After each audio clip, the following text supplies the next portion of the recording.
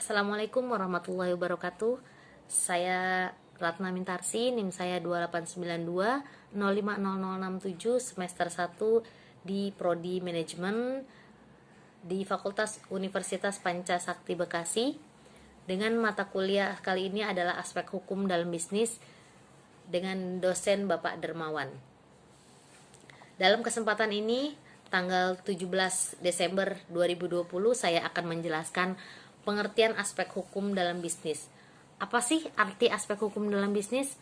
Aspek hukum dalam bisnis yaitu suatu perangkat kaidah hukum yang termasuk enforcement-nya yang mengatur tentang tata cara pelaksanaan urusan atau kegiatan dagang, industri atau keuangan yang dihubungkan dengan produksi atau pertukaran barang dan jasa dengan menempatkan uang sebagai alat tukar dan pembayaran dan diakui oleh pihak yang melakukan perjanjian. Di dalam aspek hukum dalam bisnis itu sangat penting. Kenapa? Karena satu, bertujuan untuk memastikan bahwa bisnis Anda dapat berkembang dan tidak mengalami kerugian. Karena di dalam setiap perjanjian bisnis yang dijalankan akan selalu ada aspek hukum yang menjamin sebuah kesepakatan untuk dijalankan. Jadi, untuk mendukung bisnis yang dijalankan tidak melanggar hukum dan mengikuti aturan-aturan yang ada. Terus apalagi sangat pentingnya, yaitu untuk melindungi berbagai suatu jenis usaha, khususnya adalah UMKM. Apa sih UMKM itu? Usaha mikro, kecil, menengah.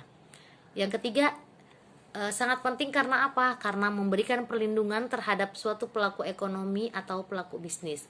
Yang keempat, bisa membantu memperbaiki sistem keuangan dan perbankan. Yang kelima, menjamin berfungsinya keamanan mekanisme pasar secara efisien dan lancar.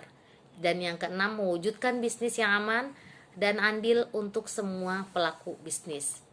Di dalam aspek hukum bisnis ini ada beberapa aspek. Yang pertama adalah aspek kontrak atau perjanjian yang menjadi sumber hukum paling utama, di mana masing-masing pihak tunduk pada perjanjian yang telah disepakati bersama. Yang kedua ada aspek kebebasan, membuat perjanjian di mana para pihak bebas membuat dan menentukan isi dari perjanjian yang disepakati bersama.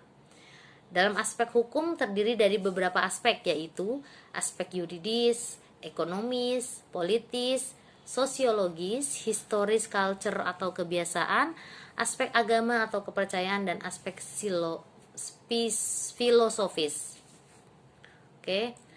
Di dalam aspek hukum ini mempunyai sumber-sumber dalam bisnis.